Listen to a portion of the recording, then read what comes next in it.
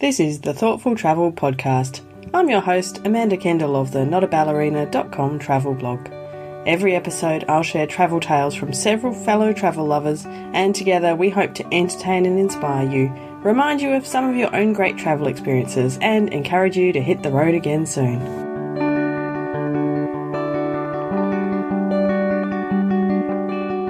Hello and welcome to episode 100 of the Thoughtful Travel Podcast.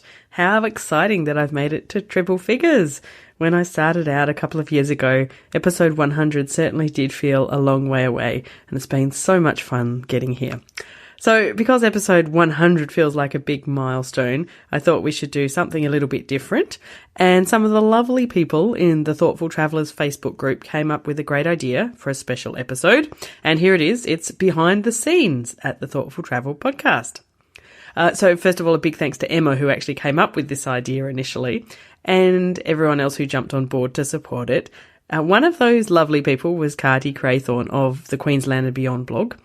She's been a guest on the podcast before and is one of the people I've met and become friends with thanks to the podcast. And Carty graciously agreed to interview me on the topic of behind the scenes at the Thoughtful Travel Podcast.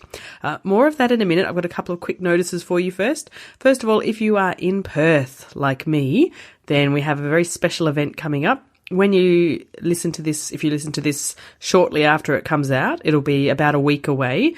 I'm having another Thoughtful Travel meetup, but this time it's a collaboration with Hands On Journeys. Hands On Journeys is a little tour company, little but amazing, little at the moment, tour company that took me to Fiji last week, and we are having a Thoughtful Travel meetup, Hands On Journeys collab stuff happening at the Bodhi Tree in Mount Hawthorn. It's on Wednesday, the 27th of June in the evening. It's going to be awesome fun. It's going to be similar in some ways to last year's meetup where we had a quiz and other fun interviews and stuff. And the absolutely inspiringly gorgeous Simla Subadu, who is the CEO of Hands On Journeys, is coming across from Sydney. So she'll be there. It's definitely worth coming just to meet her. I'll be there. Mr. 8, my son, will be making a special appearance as well. So it's going to be all sorts of fun. So please, I'll leave a link in the show notes for the link where you can get your tickets for that, or look it up in the Facebook group or on my Not a Ballerina page on Facebook as well, or just message me somehow and I will set you up with the link for tickets. So I would love to see you there. And also, I need to say that this is, sadly, my final week with the Boxu sponsor. So Boxu has been my sponsor for the last month. Boxu makes amazing boxes of Japanese snacks and sends them out monthly. I think it's kind of appropriate that I still have a Japan-related sponsor for this 100th episode, because it's a special episode with a special sponsor. Now, we got our Boxu snacks probably 2 weeks ago now. We were trying to ration them out to last forever. Of course, it's impossible. And it was a very sad day when the last ones disappeared into our stomachs. So, sob. But it was really good. So, don't forget, if you use the code THOUGHT5, you too can have a Boxu, but for $5 off, which is even better. The next box coming out in July is the Citrus Refresh box. So they've got lots of yuzu things. Do you know what a yuzu is? I remember having yuzu flavoured things when I lived in Japan, and it's kind of a citrus fruit, but I had to look up to see how to describe it, and Google told me the taste is a cross between grapefruit, lime, and mandarin. So there you go. So get your Boxu, and you can find out all about them at boxu.com. They're BOKKSU. So after that, it's time to get on to my interview with Carty, or should I say Carty's interview with me, behind the scenes at the Thoughtful Travel Podcast. Okay, so Amanda, it's wonderful to talk to you today, or rather I'm not going to be doing the talking, you will be doing the talking, so that's a wonderful change, I must say, from the last time we spoke. Yeah, now I'm the one who feels under pressure, Carty. Oh, that's good. You will have to come up with all the exciting stories, but you always do have fantastic stories, so I'm sure it will be no problem at all for you. Oh, the pressure.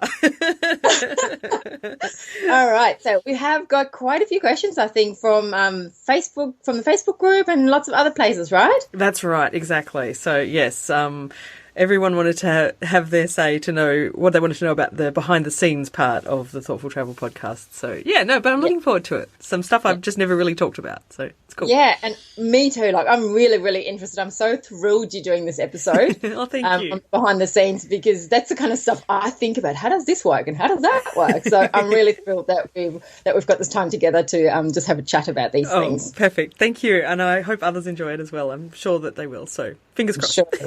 All right, let's get started. So first question. How did you actually come up with the idea for the Thoughtful Travel podcast?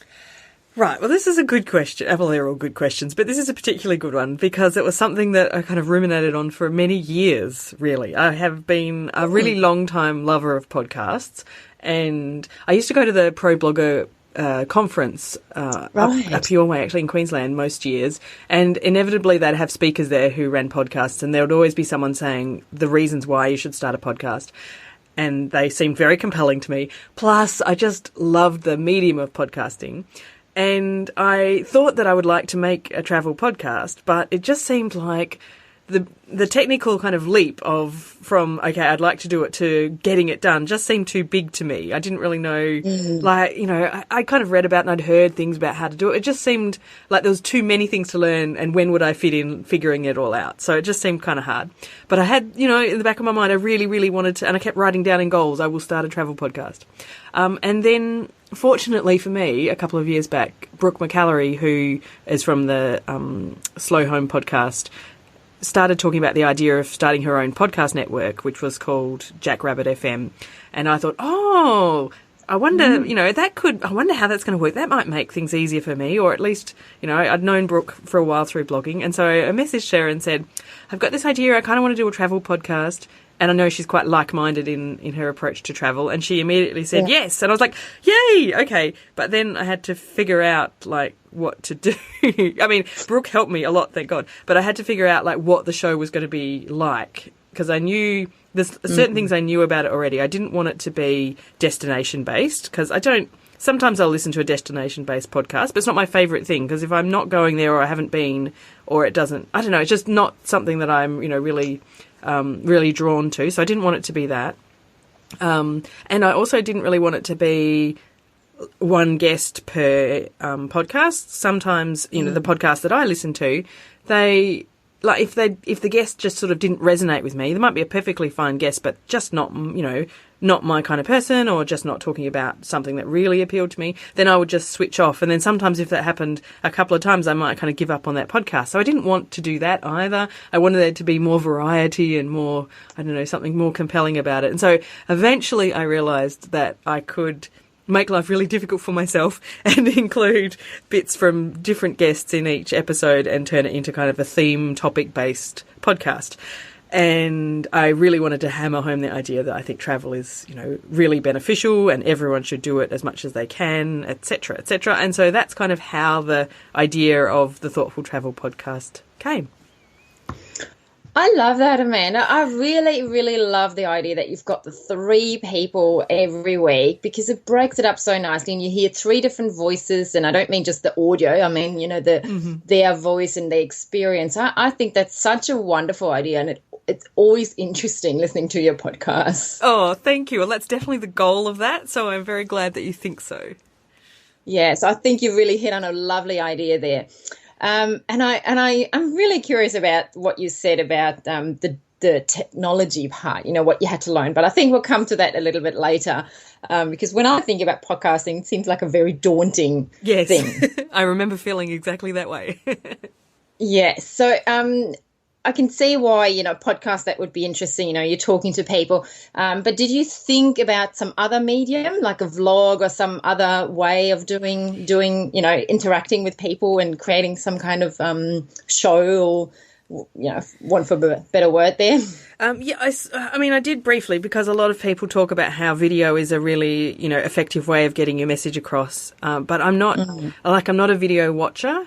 And obviously I like to read blogs, and I still blog, but for me a podcast is like the perfect I can listen to it anywhere and everywhere, and it's something that I can do something else while I'm listening to it. And I was was and still am addicted to listening to podcasts all the time because I feel like it's such a good use of my time, and there's so many different and interesting ones out there. And so, when I'm on my daily walk or I'm doing the dishes and all those kind of boring things, I can listen to a podcast, and it, it kind of improves the quality of my life. And so for me, it was I want to be part of that medium because I think there's plenty of amazing vloggers and videos and different kinds of shows out there, but it's not that I don't I don't dislike being on video or watching. It's just not really my thing.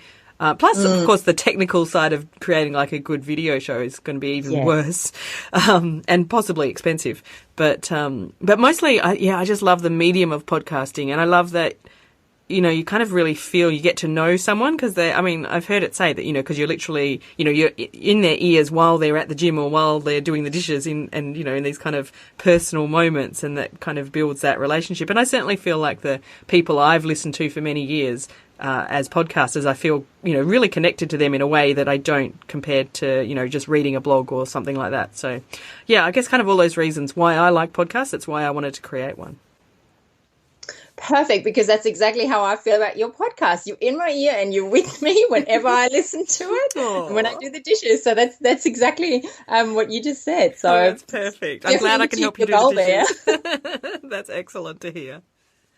All right. So coming back to you had the idea and you've hit on something, fantastic there with your 3 guests. So when you got started, was it harder, easier than you thought? And what was involved?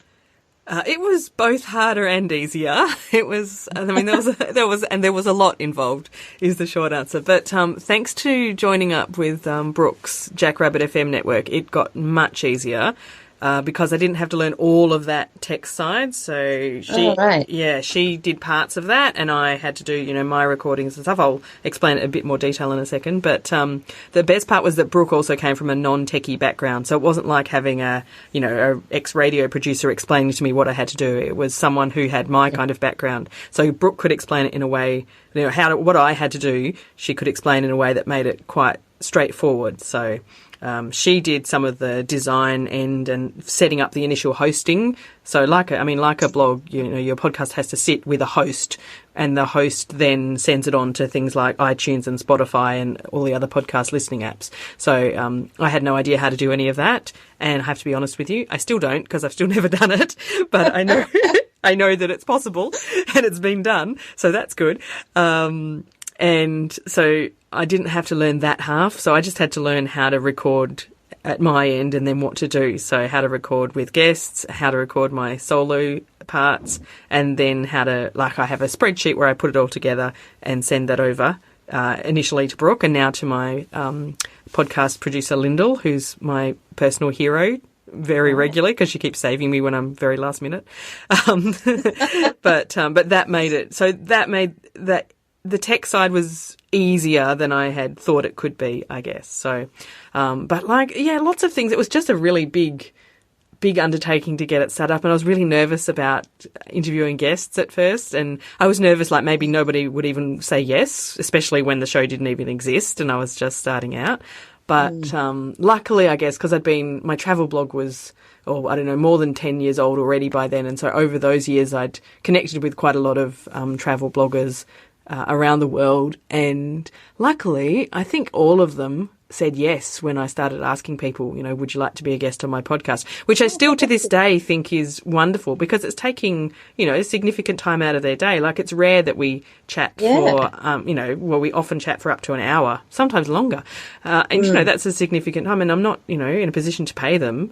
And it's just volunteer and, they get a bit of exposure through being on the podcast. But, I'm always really grateful to all my wonderful guests who are happy to say yes. And especially back in the early days when the podcast hadn't even been launched, they still said yes. So that was kind of nerve-wracking. But, it seems like now it seems easy. I know what to do and I do it all the time and it just keeps appearing. But, I can remember back then, it's 2 and a bit years ago now. And it was quite a big deal at the time to get it all done, but it got there, thank goodness. Yeah, I can totally get that with a big deal. It seems so daunting to me and so brave, and to do something, especially when you're not from a techie background and you don't really know how some of that the technology side of stuff works, and to jump in and think, oh gosh, will anyone want to listen to this? Will Yes. will the people have something to say, and all that? I think that's incredibly brave, and I'm so glad you did it and you're here with it. Well, thank you, Cardi. Yes, we may not have met otherwise, so it's perfect. Exactly. All right, so let's talk about behind the scenes. What does happen behind the scene? What does it look like? What's the process of getting an episode out? Right. Well, there's kind of bits of this going on all the time, but I've tried to think about it from a kind of a step-by-step point of view. So the first thing is, of course, well, sort of the first thing. One of the first things is recording interviews with travellers. So it's kind of an ongoing thing. I quite often am recording interviews just because people kind of come into my life for that reason in various different ways. So they might be people I know and I say, oh, we should chat for the podcast, or I read a blog post that's about a topic that's, kind of relevant and interesting, and I say, oh, I'd love to talk to you about this topic and some more things, and they hop on a call with me. Or sometimes it's people I hear on other podcasts and I think, oh, they've got such great stories.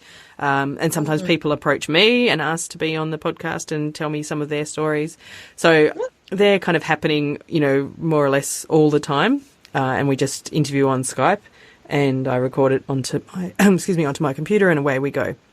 So that's kind of the raw material. And then because I've made my life complicated by having these topic-based episodes, I've always got to, it would be so easy just having a normal interview show, but I couldn't do it. So I always have this big piece of paper on my office wall with all the kind of topics that I've got on the go. It's kind of a big mind map of topics. I should put a picture. I'll put a picture in the show notes so people can see do that. That'd be really fascinating to see, I reckon. It's very colourful and very scrawly, but it keeps me on track because, like, I'll have a topic that I want to talk to people about, but no one's talked to me yet, and so then I like when people are interviewed, I give them a quick survey, and that includes a list of topics that they might want to choose to talk about. So if I've got a topic that I want to talk about, I'll sometimes add that to my list, or maybe I've had someone tell me a story that inspires a new topic, and I think, oh, okay, well, maybe I can get some other people to talk about that, and so on. So I've kind of got this ongoing thing of topics and trying to get, at least 3, sometimes 2 if they're long, but mostly 3 stories to go with that topic. So that's a big thing on my wall. So once I kind of think, okay, there's enough for that topic, then I sit down to kind of get that episode ready. And that involves re-listening to the interviews, to those parts of the interviews, so I can find the exact part of our chat that I'm going to include and, remind myself what it's about and to figure out what I'm going to say either side of it as well, and to get the time codes for my spreadsheet. And then I record my sections around all of that, which might include also like my sponsor mention and stuff like that. Mm-hmm. And then I've got all these bits of audio, and I upload them to Dropbox, and the fabulous Lyndall sits in Queensland and receives my bits and pieces in Dropbox and my spreadsheet, which shows the time codes for each bit. And then she turns them into one single file, which is the whole episode with all the sound. I don't even know what she does. It's like magic because, sometimes I have zero clue about this part, but thank goodness I have a Lyndall who does. So, because, sometimes like one guest will record really loud or, another one will be really quiet, right, yep. But she's got I don't know what she does, but it ends up coming out nice and evenly. So, sorry for my very untechy explanation of that, but to me, it's like magic. I send all these bits over and she sends me back one file that sounds good all the way through and has all the, bits joined together. So she's magic. And so then I get that one file back in Dropbox and I upload it to my podcast host and set that ready to publish on my time. It's Tuesday morning at 6:01 a.m. and that's when the podcast goes live, and I've got the show notes there for it. And then I write show notes to put on my notaballerina.com blog as well, which links to that episode. So that's the story. That's how it happens. Right. So that does seem quite daunting from a technical point of view, I must say. But I'm very glad that you're mastering that and that you have a Lyndall to do all that magic for you. So. I'm very grateful for my Lyndall. I can imagine you would be. Yes, definitely. So speaking of how daunting this whole process can be, has anything ever gone terribly, terribly wrong? I almost am afraid to answer this because no, nothing has gone terribly, terribly wrong. So touch wood. But I haven't even had one of those times where you have an amazing conversation with someone and then it didn't record. Like, that has never happened. And I've recorded, I don't know, like 90 odd conversations, and it's never happened. So I hope this is not the first time, but it looks okay. So, but I mean, occasionally I have mini fails. For example, this weekend, in fact, I had a mini fail. I've got no internet at my home at the moment. I'm actually sitting in my mother's wardrobe using her internet wardrobe because it's nice and soundproof-ish. Interesting. Yeah. It's a very neat wardrobe, though. I couldn't fit into mine. But you should post a photo of that as well. I should actually. Oh, yes, you're right. Okay, I will take a picture of me in the wardrobe. The latest sound studio. This is what it looks like. Yes, it's very high tech. But yeah, so this weekend, because I've got no internet, I hurried over, and I've got no internet, and I'm going away in a couple of days after we record this. So, everything's rush. It's always, that's the time when things go wrong. And so I'd uploaded all the bits that my Lyndall needs. And I was out on my walk early this morning, and I got a message from her, which started urgent. I thought, uh-oh, she's never messaged me urgent before. And it was that I hadn't uploaded the spreadsheet with the time codes in, so she couldn't she couldn't magic up the episode that I needed desperately. And I was like, oh no! And I couldn't even upload the spreadsheet to send to her because no internet, no hotspot, everything's failing. So I took a picture of it and sent it to her, and it worked out fine because Lyndall is magic. So, but little things like that happen. But touch wood, I've never had a terrible failure, and I hope I never do. Oh, that is so good that you haven't actually had that. And I wish and hope for you that you'll never have that experience of just record or thinking you've just recorded a wonderful interview and zero. That would be horrifying. I just have nightmares about it happening, like with a guest that I've been, wanting to have on for years, and then they finally come on and, they're too important to ask to do again. I would cry. Yes, and you've had time schedule, a timetable. Yes, but yes, the time difference and all of that time stuff, differences and all those issues, and you've set it up, and then it just is not recording. I mean, that would be very heartbreaking. I can totally understand that. Yeah, it would be awful. Yeah. So, speaking about how you're creating an episode and, the magic Lyndall, who's helping you with everything, is there anything that you don't love about podcasting? I had a good think about this question because there isn't really anything that I don't love. I thought of something that I slightly dislike, and that is sometimes just, as you just mentioned, the time zone differences. Because I'm in Perth in Western Australia, which is quite a different time zone to a lot of the rest of the world, then sometimes I do have to stay up really late to record interviews to be able to get a time that works for the people on the other side of the world. So sometimes that can be a little bit...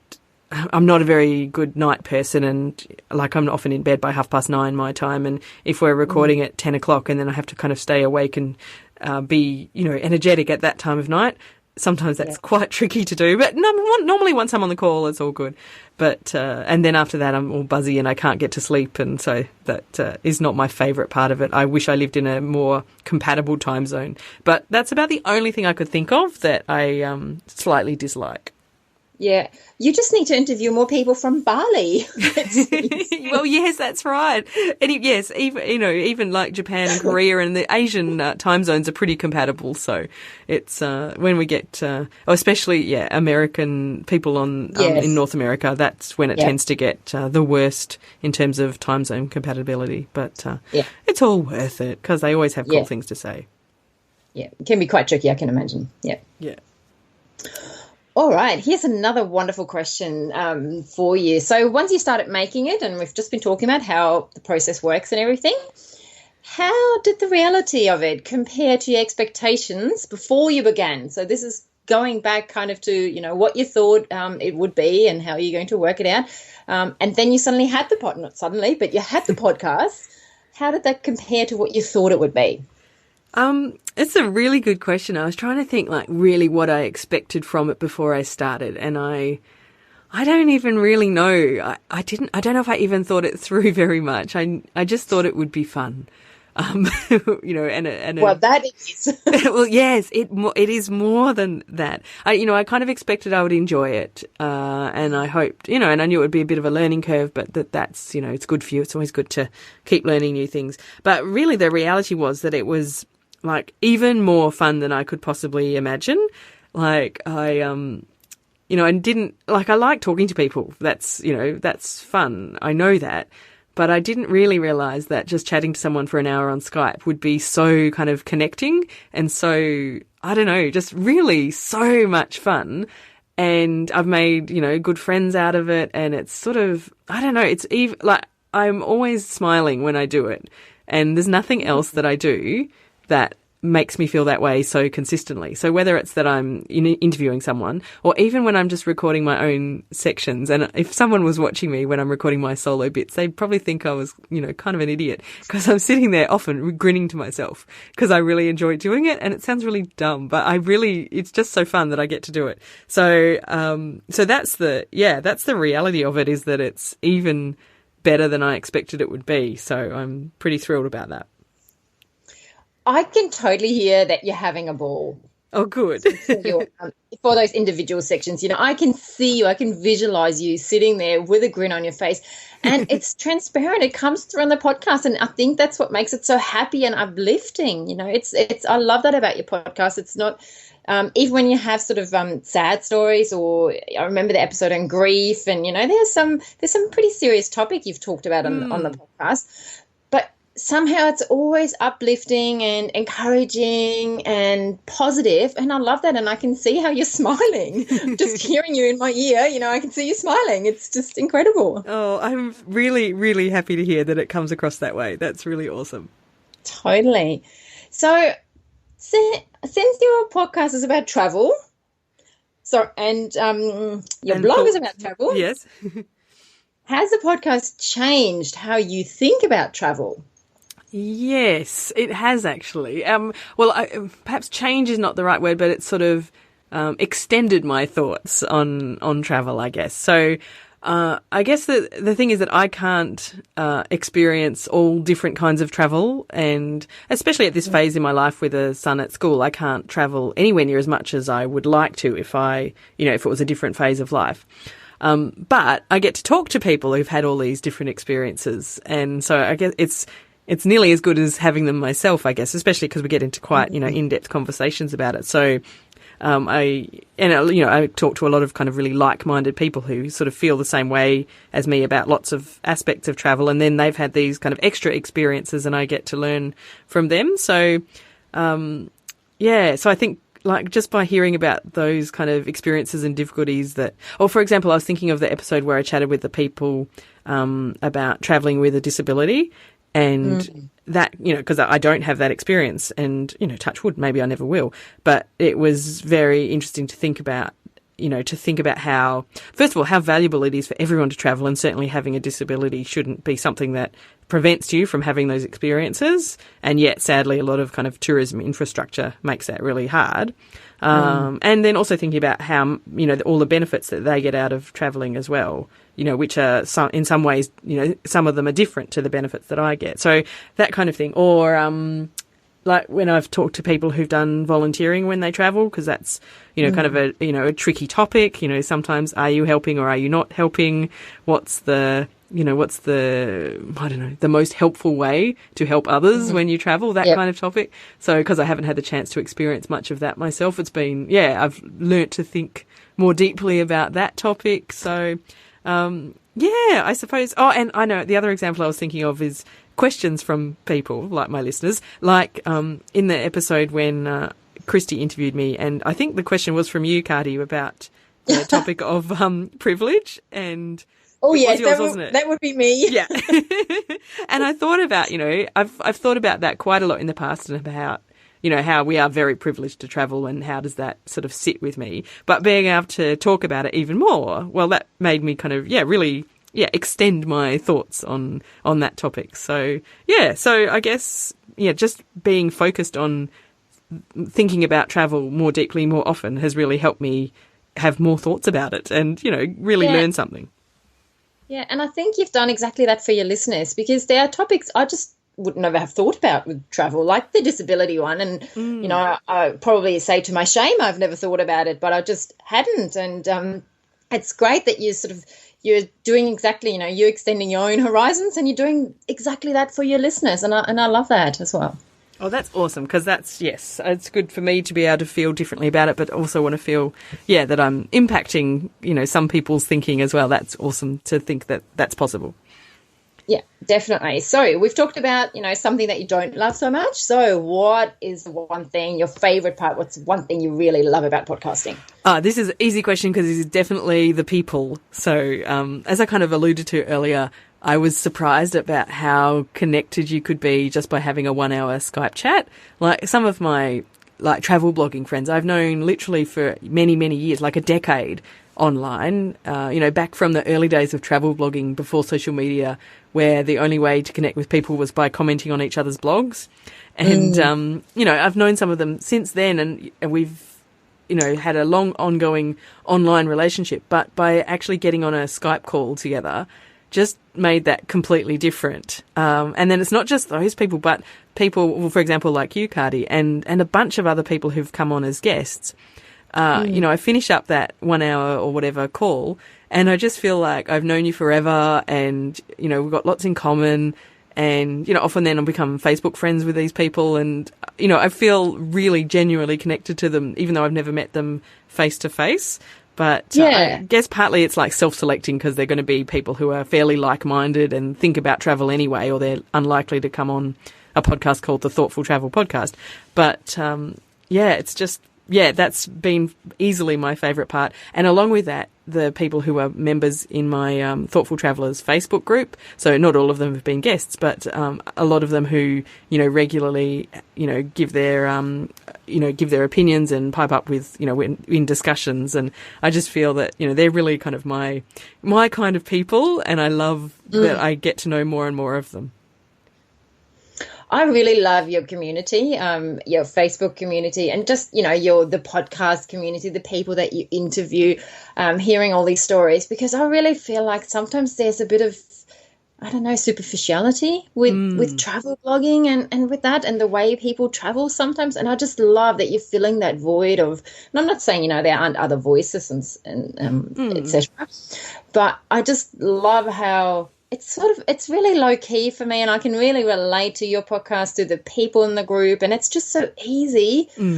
People just so, they think about travel in different ways, and I love that because it broadens my horizons. So. Yeah, exactly. Like if I could, have 3 wishes or something, like a magic genie would spring out, I would want to have a big party somewhere in the world where all of those people could be in the same place at the same time, because I think we would have such an awesome time talking together in person.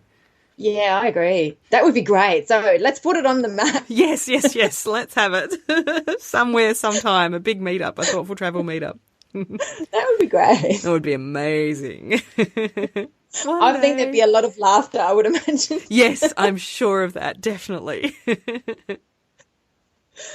All right. So lastly, the future of the Thoughtful Travel Podcast. What are your goals for podcasting in general and for your podcast? Yes, well, I like to set goals. I'm not necessarily good at following them, but I like to write them down. So I can relate to that. So. It's like my long to-do lists every day. I'm good at lists. Yeah. So I'm good at writing goals. So these are my ideas, and I hope that some of them do happen. So I guess on a practical day-to-day level, I do want to keep growing the number of downloads of the podcast. So it's been steadily growing over the years. But I took on sponsors for the first time this year, and the sponsors cover my costs and a little bit of my time, but it's still, a lot of passion project, I suppose. And, ideally it would be great if the downloads grew to the point where that could then be, kind of a legitimate part of my job, I suppose, my cobbled together job. Is there a magic number for the downloads?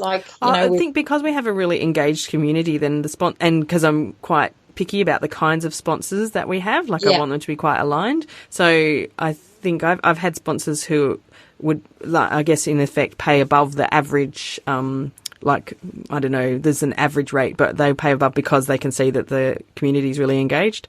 So, it just needs to keep growing so that they, and then proportionally sponsorship costs will grow. So, it just needs to get bigger. But, it has grown over time and it continues to grow. So, and I've had a lot of growth on Spotify in the last 6 to 12 months, which is interesting. And I still think there's so many people out there who don't know what a podcast is or how to listen to it. And, I think there's just such a big market still. So we just need to get more of them on board. So that's kind of that boring practicality stuff. But, I have to think about it because I have to pay the mortgage. And, but apart from that, apart from that, I at the moment want to continue with it fairly much the way it is. Like the current format, I think still works really well with the 3 guests and the occasional special episode like this one, or the one we did for the 2-year anniversary, which I think was a lot of fun too. But, I'm kind of open to changing things if it has to happen or if there's something else that I think can work better or whatever. And I think it was Emma from the group asked about if I would do more like on the road interviews and stuff. And it's funny that she asked that because next week I'm going to Fiji with Hands on Journeys and there's going to be a few people on the trip with me that I am going to interview. I just bought myself a new portable microphone, in fact, for the very purpose. So exciting. So I have not done that before. So that'll be interesting to see kind of how that fits together and stuff like that. So I don't know quite what it will lead to, but so I'm going to do, I always want to try and do some, new things from time to time, change it up a little bit. So there's that. And then like my big, long kind of world domination goal is just to get more and more people thinking about thoughtful travel and for people to consider thoughtful travel like a thing, I suppose. So there's lots of things that I think I might do, but I never can figure out exactly what will work out for me. But I've even looked into doing a PhD in thoughtful travel. I talked to a few people at unis here and they're all very excited about the idea, but I'm just unable to commit to such a big thing. So at the moment, I'm just not sure. But anyway, it's a possibility. And with or without that, I'd like to write books and stuff and just get more people on this thoughtful travel bandwagon, like just to be more mindful about why we travel and to really fully appreciate all the benefits that we get from travel. So that's my big goal, is that I want people to know that thoughtful travel is a thing. Fantastic. I love your big goals. And I would be very happy to check in with you every now and then and see how they are tracking along. Oh, yes, please do. I need accountability. Yes. Yes. Yes, please do. That would be awesome. And I would always be happy for some research advice and support if you ever needed that. Oh, excellent. You are on my list. Thank you. Well, it's been a lot of fun talking to you, Amanda. This has been really fun for me to just ask you some questions and poke around how, the podcasting works and what your thoughts are on your own lovely, wonderful travel podcast that I look forward to every week to download it. Thank you. And I know that there are lots of other people who really appreciate what you're doing, and that you have come up with this brilliant idea of thoughtful travel and a podcast with 3 different guests every week and a topic to go with that. So I think that's just absolutely brilliant to have that. Oh, thank you. I'm blushing with all that praise. So thank you very much, Kat. Because I want to hear some grinning, speaking while you're grinning. I promise you I'm grinning right now. And thank you so much for taking the time to interview me today. I really appreciate it. And it's been great to be able to chat again. My absolute pleasure. I really loved chatting with Kati and divulging some of the secrets of what happens behind the scenes at the Thoughtful Travel podcast. I won't rave on with more stories now because we've gone a little bit longer than usual because Kati and I just had so much to say. I'm trying to blame Kati. Really, it's just my fault. I had so much to say. So anyway, thank you very much for listening to episode 100 of the Thoughtful Travel podcast. A very big thank you to Kati for interviewing me.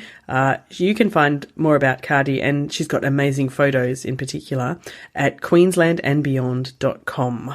So do pop over there.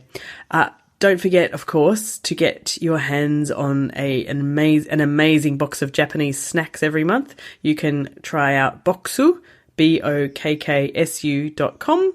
Use the code THOUGHT5, that's thought the word with 5 the number, to get $5 off any order that you make at Bokksu. I highly, highly recommend them because I have tasted them in my belly. They're really good. And don't forget, for Perth or nearby Perth people, do come along to the Hands on Journeys Thoughtful Travel meetup coming up on the 27th of June. I will leave a link in the show notes for the Eventbrite tickets that you can get for that. As always, do come along and chat with us in the Thoughtful Travellers Facebook group. There's a link in the show notes to that as well. Or come and chat with me on Twitter or Instagram at Amanda Kendall. And the show notes with all of these links will be found at notaballerina.com/100. Thank you once again for supporting me right through to this 100th episode. I look forward to bringing you hundreds more in the future. Thanks again for listening.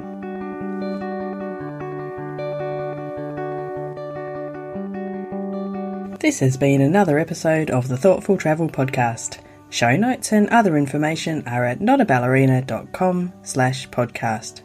Join me again soon for another chat about why we travel. Bye for now.